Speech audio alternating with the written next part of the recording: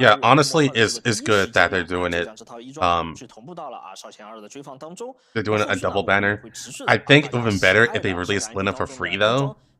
I think with this being the anniversary, this would have been a perfect time to release Lina for free. And that would have brought so many people back. 1,000,000%. Like, hands down, that would have worked. But before I check out the CN stuff, let's just recap on this first. The main thing that I was looking for is, was there anything different? Like, anything that would surprise me, really. For the most part, no. But they did drop a few gems. Basically, if you're a CN player, you are actually not going to be that excited about the story event. But it is nice that they finally released Lina, and it's gonna be with Leva. So that's gonna be a double banner for 3 weeks, I want to say. And they are going to give you enough currency that you can pull for both pretty easily. Getting dupes isn't the question entirely, and let alone their weapons. And then for part 2, it's going to be Rebella alone. So that all makes sense. We're getting this skin gacha. We're getting the crew deck. That was expected. They did say that they were going to release it this year, and there's pretty much the last minute, but yeah, they did release a crew deck this year. And the skin gacha is still the same skin gacha that we know. They're just preemptively giving you a lot of tickets, so the heat won't be as bad as it was in China. And honestly, Global was kind of pissed off too when it first heard about this skin gacha. So I'm glad that they had the balls to actually just say, hey, there is a skin gacha. It's still going to be a thing. Here's all the polls. Please don't be mad. The people who got angry already left. Honestly, yeah, that's true. So here's the actual gems. The first thing is that is this new platoon mode. It's gonna be a lot of factions, and there's gonna be specific dolls and I guess features that is going to be specific for this new platoon mode. And Yu Zhong said directly that a lot of support units are going to be in this mode. So dolls that won't be appearing as playable characters will be in this mode. So that is a cool thing. That makes me really excited for more information about that.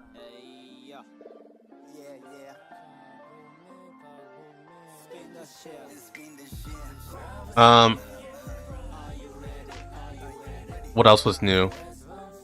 There was like one other thing. Hold on.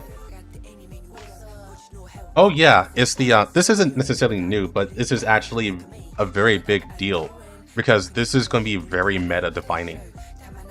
We're getting level 2 mod keys super early. Like really early. That was actually surprising to me. So the first character to get a level 2 upgrade is Ulrid, so that's what happened here. We got a level 2 upgrade for Ulrid. And currently in CN, Ulrid is one of the best units in the game. And this is after Void Masna came out. So that's actually a big deal. So they're basically fucking up their meta by releasing it this early. That's fine though. I guess I don't really care that much personally. Actually, I actually really don't care that much. Because Ulrid is my favorite D-doll anyways. So I would have gotten it. I am playing Ulrid regardless. So this is just all bonus for me. Next one up, if they choose to do it immediately afterwards, is Diane. And from what I know, Diane is super strong with her level 2 mod. They said that the new doll that's come out is going to be based on physical. They did mention Task Force Defy, but they're not ready yet. They're still... we should still have one more filler event before Corporosant, and that's with Laney. And Laney is a physical unit. So Laney should be next, and then it's Task Force Defy. And then AN94 will come out, and then it'll be the things that are new are surprising at the very least. I think that's it. I think that they'll save Gorilla for 1.5 anniversary. They literally can't. They don't have any more filler after Laney, and Laney isn't really filler either. Yeah, they literally can't. They don't have anything else. They went through all their filler. It literally has to be Laney and then Corposant. Like, even with Sakura come out in CN, that's another new filler event, but it's set for after Corposant. They actually can't do that unless they want to spoil their story again, like how they did with Lin.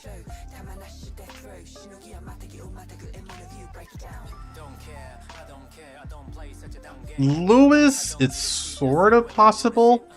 It is vague enough that you can do Lewis.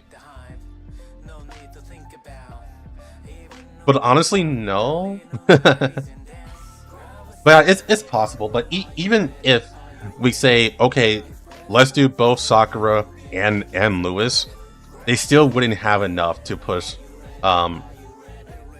Corposant to 1.5 anniversary. There's just not enough events. Was it a mistake? Oh, for the fillers?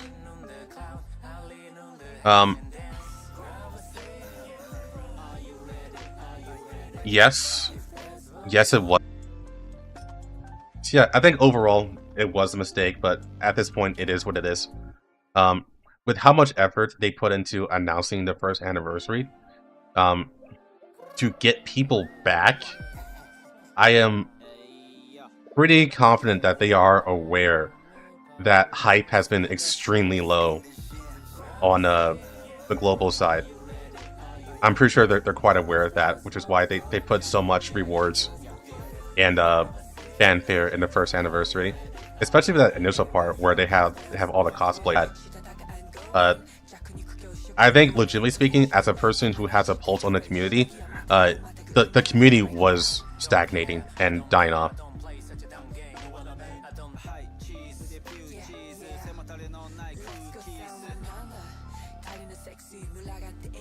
So here's the thing about this announcement of Deep Oblivion. For me personally, it's very hard for me to gauge how excited people, quote unquote, should be, because I play on CN. So I already know the story, I already know what's going to happen, and I already played all the characters. So for me, I'm just retreading ground, and I will say Deep Oblivion's story is really good. But did it come too late? That's the question. And that's very hard to answer. Because I'm not the one trying to look for hype here. I know what's going to come. If I had to give my best guess, yes. If I had to give my best guess, I think just the fact that they brought in Lina and Leva together is going to bring people back. Is it going to be everyone? No. But I know a lot of people were begging for the sisters. A lot of them. I think that in of itself is going to be a good thing for a lot of people.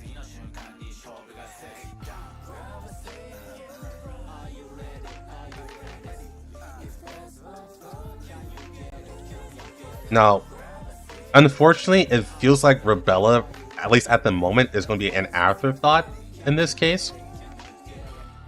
Which, it is what it is.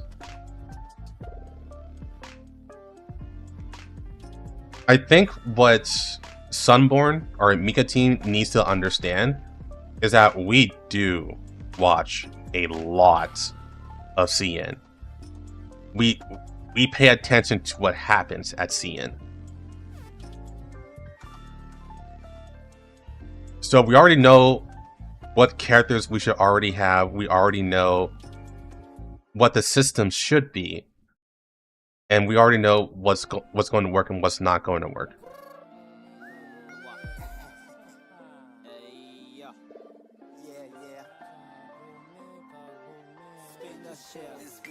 If they understand that, they should know that delaying Lina for as long as they did was very painful, because they acted like Lina was like a surprise. It was like, actually no, it wasn't a surprise whatsoever.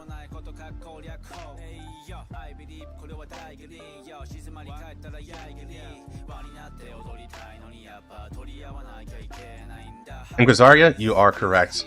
Once we're actually in sync, everyone will be hyped. This is like the main reason why I think we should have been synced in the first place. And I'm never really a fan of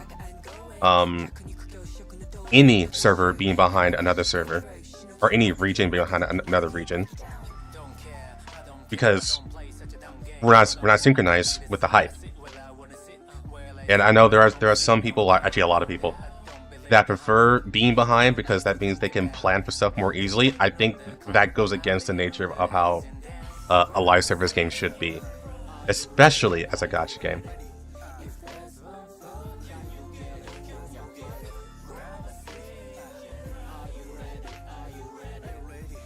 I'm not leaving.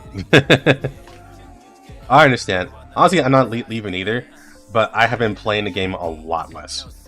I'll put it that way.